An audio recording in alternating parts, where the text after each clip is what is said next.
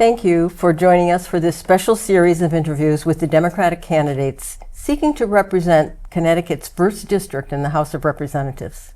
I'm Carole Mulready, and I am the Voter Service Chair for the League of Women Voters of Greater Hartford.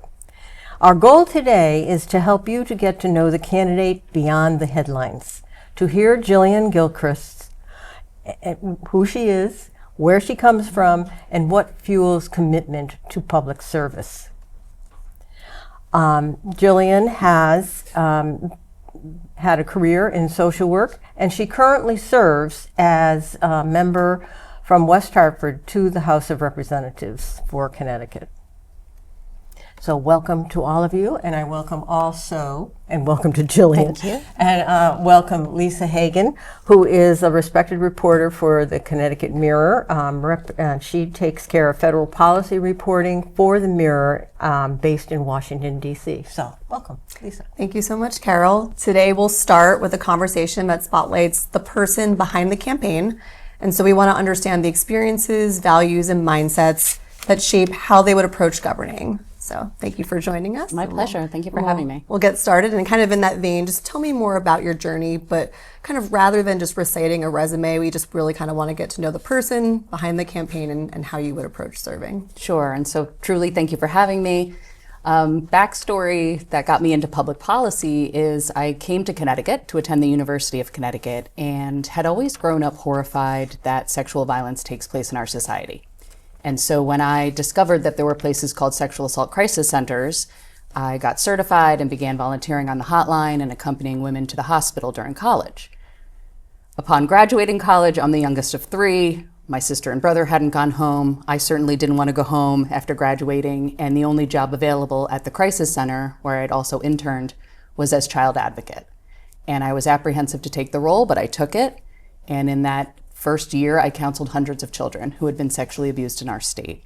We covered all of Windham County, all of New London County, and a portion of Tolland County. And that work showed me that I am not cut out for direct service. I am very appreciative of those who are. I questioned how it was that at the age of 22, with just a BA in Women's Studies, I was the main referral for the Department of Children and Families.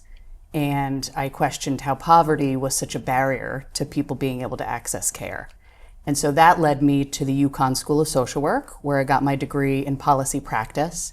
And I went on to lobby the state legislature in reproductive health care, economic security, pushed for paid family leave, and preventing and addressing sexual and domestic violence. And then in 2018, Donald Trump 1 had happened. And I had grown tired of being told as an advocate, Jillian, we did your women's bill last year, or we did your trafficking bill. And so I decided to run for office, and I challenged a 23-year Democratic incumbent to a primary and was successful by 150 votes, and have gone on to use that seat with urgency. And that's what I believe these seats are about. It's about getting in and pushing for as much positive change as you can in the time that you have, which is why I'm running in another primary today to serve in the U.S. House of Representatives. Thank you. All right. And in all your service, what personal value is non-negotiable for you when you do all of your work in public service? Being truthful. It is a non-negotiable. Okay. Your word is your bond. That's what I've been taught, and I stick by it. And so as hard as it may be, being truthful. Okay, thank you. Maybe that answer will tie in a little bit to the next one, but what are your top 3 priorities if you're elected to serve in Congress, and why are they the right ones for Connecticut's 1st congressional district? Sure, so the top one links to all the others, and that is campaign finance reform. And so long-term goal is overturning Citizens United. That takes a change in the Supreme Court. Not impossible, but a long-term plan. Short-term plan, I put out a platform that says, okay, super PAC, okay, corporation, you want to donate to a candidate? Fine, we're going to tax that donation and use that revenue for a pool of money so candidates can run. And why that is tied to all the other policies is because this country is being run by corporations and millionaires right now. And we are not seeing policies passed at the federal level that help people because our congresspeople are beholden to these special interests. The other big pieces for me are a living wage and work supports for folks, and that is holding corporations accountable. Walmart, Amazon, they have many employees who have to use public subsidies, SNAP, Medicaid, housing subsidies. We're all paying to subsidize these corporations to pay their CEOs millions and their shareholders millions. The government can hold them accountable. And then by doing that, we can increase wages. I also want universal childcare, paid leave. The final big one for me is healthcare, and it's getting profit out of healthcare. And what I mean by that is right now it has become such an industry where it is all about, again, these health insurance companies making the biggest profit possible at the expense of everyday people. The only way you can keep making profits is to cut services, is to increase rates. And we hear how people are constantly getting denied the care they need. And so those are my top priorities getting into Washington, and I'm committed to working on them until we get them passed. Okay, a big agenda, and certainly there would be challenges to anything you propose. So when you hear a policy idea that you don't initially agree with, how do you approach evaluating it fairly? Sure. So in my last 8 years in the legislature, which I've had the privilege to serve, the town of West Hartford, when I'm presented with many ideas I'm not familiar with. I mean, that's right. The role is being a representative. We don't come in knowing everything. And so I try to meet with as many people as possible who are impacted by the issue.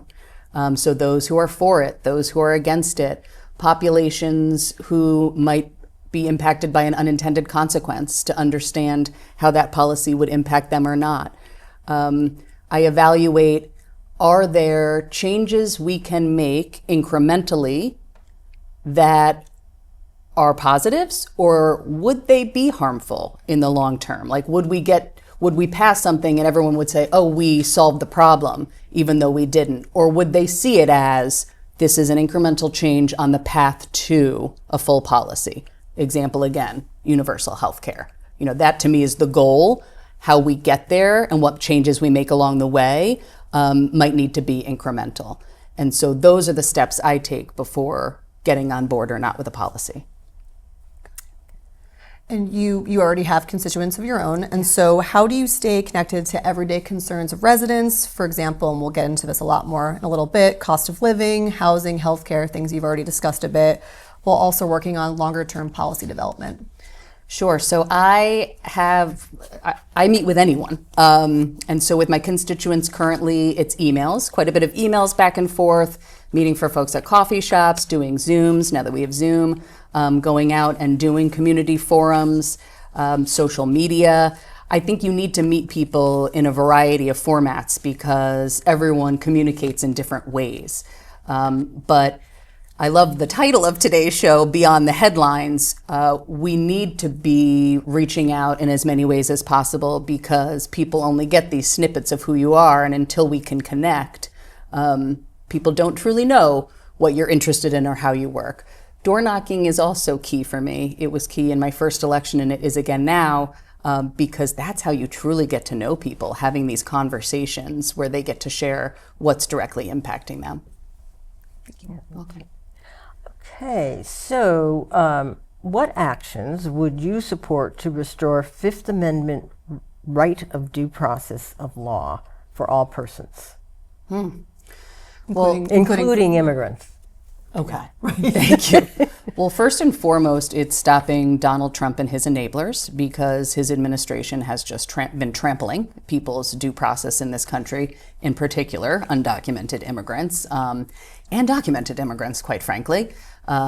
He's trampling anyone who may not be whites' rights in this country. And so what I would like to see is our government move in a direction of checks and balances again. We have given far too much power to the executive branch at the expense of the legislative branch. And I would also like to see us reform the Supreme Court because at this point in our country's history, it has become politicized and it's in line with a right-wing agenda that is trampling people's rights. Well, that kind of segues into the next question. You kind of already touched upon it, but you'd be joining a body that is representative of people and deals with legislation.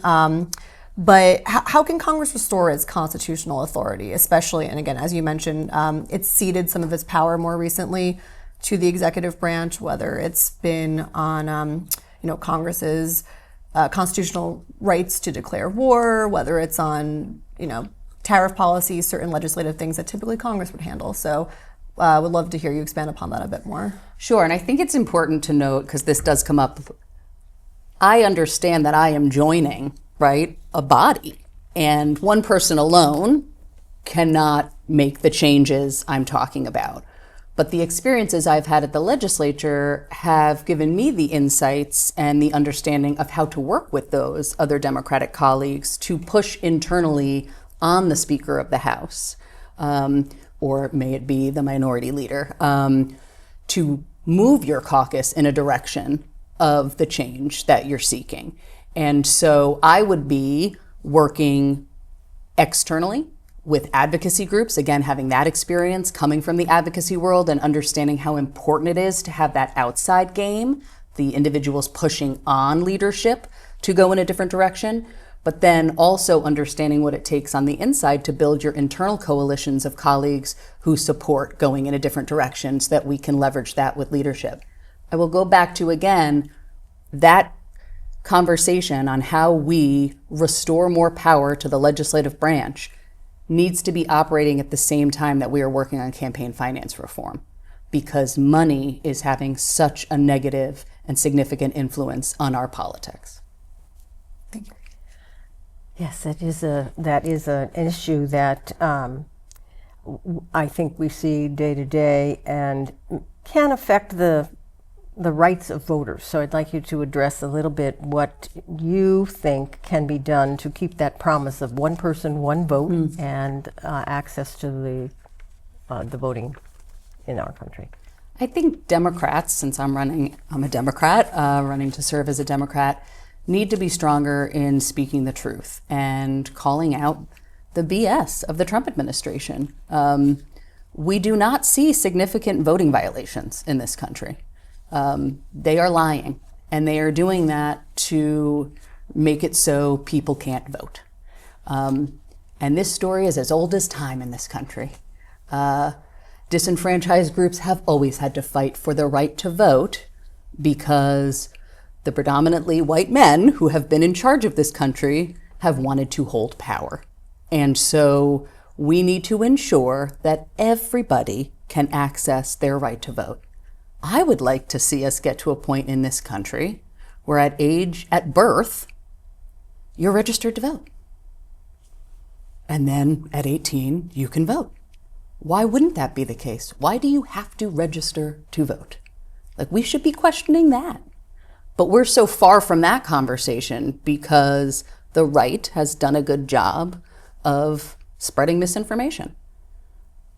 How do you counter that? I mean, Yeah. you've explained some things, but do you have any specific ideas? We keep at it.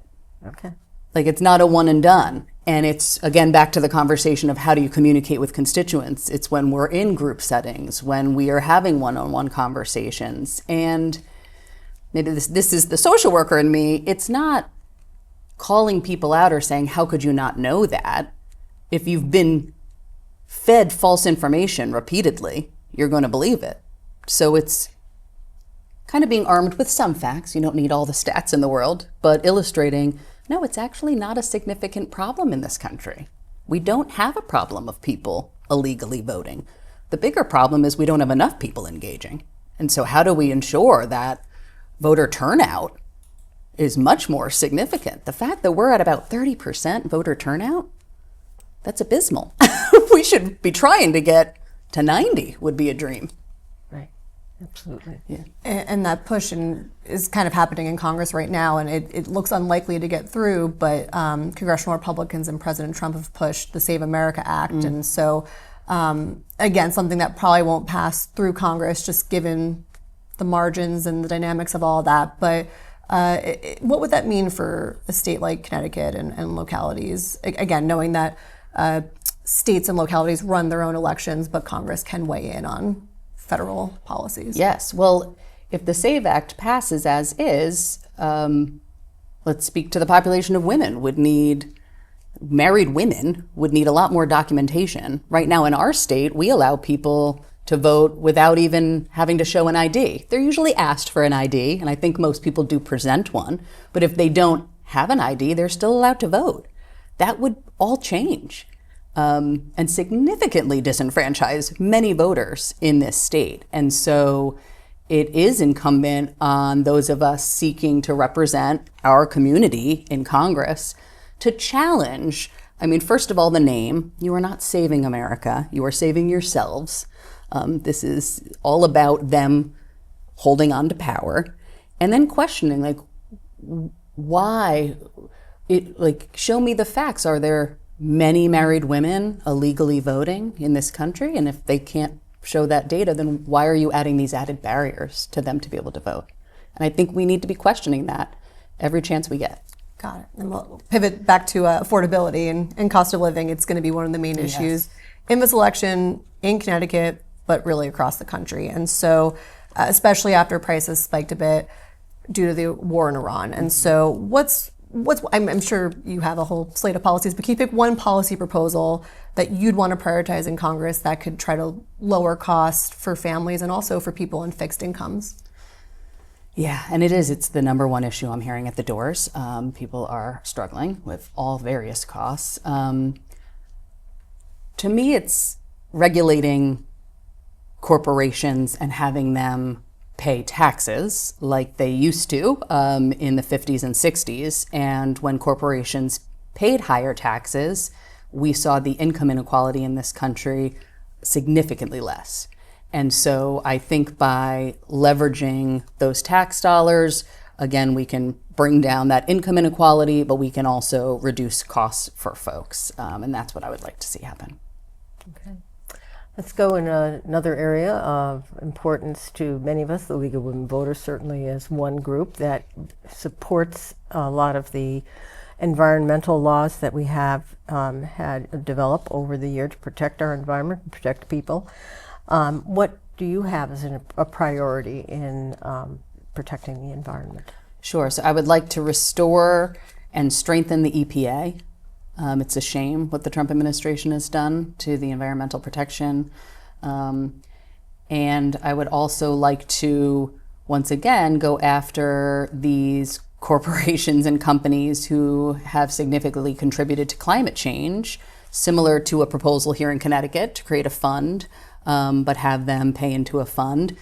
It's again we need to be constantly pushing back against the misinformation about oil, and speak to the positives of what a green economy can look like. And so I am a supporter of the Green New Deal. I would like to see this country invest in green jobs, which not only can move us in the direction of our environmental goals, but employ people in very good jobs that are much needed right now when folks are struggling in this economy.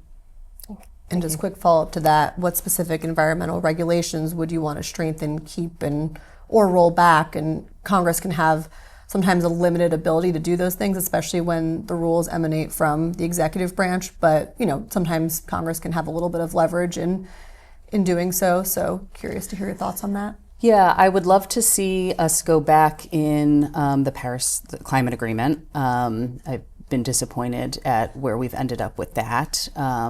Our goals on getting to a clean environment, I would like to see us get back to reducing, carbon emissions, and moving us back in the direction of going towards electric vehicles. That's been a disappointment too, that those proposals have been rolled back by the administrative branch. Got it.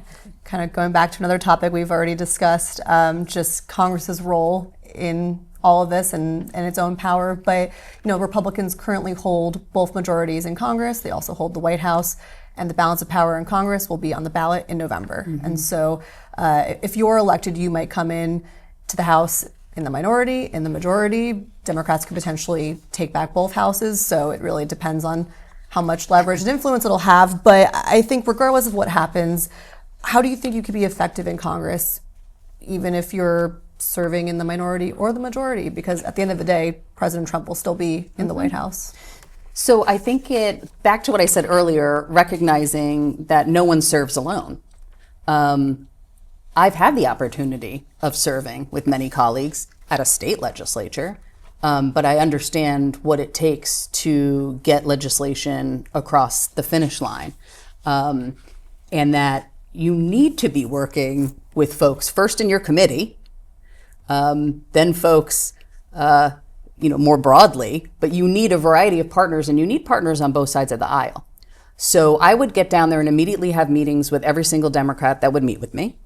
Then I would start meeting with the Republicans to introduce myself, to learn from them what they're interested in, what they've worked on, what's worked and hasn't worked in order to move policy, and then be building those internal coalitions and strategizing for the policies we want to move forward, because if it doesn't happen in 26, ideally it's going to happen in 28, where the Democrats are in control and can pass policy. And so we need to be ready to go. I also want to spend time figuring out the destruction, that is the word I will use, that has been done by the Trump administration on a variety of agencies and departments, and figuring out what needs to be repaired and what are the opportunities to move forward in a different direction, since things are going to have to be fixed. Okay, given this and the time we have left, I had a librarian approach me about the concern for public access to accurate and free information, including government databases that have had things dropped, library resources, online archives. What do you see as Congress's role there when records are removed? To me, public education and public libraries, public parks are some of the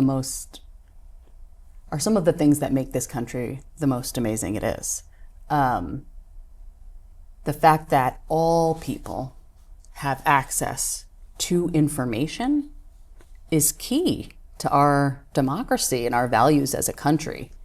And so seeing the Trump administration and Republicans in Congress who are allowing it and supporting it to take that information away from people, I'm horrified by it. I would be pushing back against that. People should have access to the information they need to make the decisions that matter to them. Hard stop. And I know there's debates and pushback on who has access to that information. We can't legislate parental relationships. You need to foster that. And so public education is a way to educate people on how to use information. And so thank goodness we have that as well. But limiting information for people, I don't see any positive implications of that. I think we have time for at least one more. So, exactly, yeah. So there was a new trustees report out recently about Social Security and specifically the trust fund for retirees, that they kind of moved up the estimated timeline of when money could run out, and that could hurt benefits, I think to about the end of 2032. And so a little bit sooner than I think anticipated. And so, if you're in Congress, and again with this imminently coming up, would you support raising benefits? And I guess how would you do so as well, keeping in mind that I think Congress has struggled to really figure out the budget and a ballooning deficit and debt as well. So. Yeah. Yes, 100%. I think this every few years panic needs to end. This is a program people have paid into, and it should be there for them to depend on. Many people in my generation expect it won't be there. And so the last major reforms that took place was Social Security, when they created the formula of how it would increase each year on who would have the taxable income.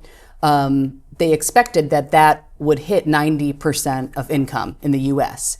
But because of income inequality in our country, we are now down to the 80% of all income is being taxed. So we need to increase that cap, or place an additional fee on those making millions of dollars in this country, so that we can not only secure Social Security into the future, but also increase the monthly benefit. We've known for a while it's not enough for people, so we should adjust that as well. And I think by taxing the wealthier in this country, not only can we do that, but we can also even out the income inequality. Thank you. Okay, thanks. And so for our last question, is there anything you would like to share with us that we have yet to have asked about? Sure. I think that these roles are about getting in there and making as much positive change as possible. I truly believe that we all pay into the government. The government should invest in us, and I don't think we've had a government like that in a very long time. And so I'm asking people to believe in a different kind of politics, and a different kind of campaign. And I know I can't change it overnight, but I fear that if we don't start electing people to Washington who believe this government can be different, how much farther are we going down? And so people can learn more about me and the campaign at voteforjillian.com. Thank you. Thank you for the opportunity.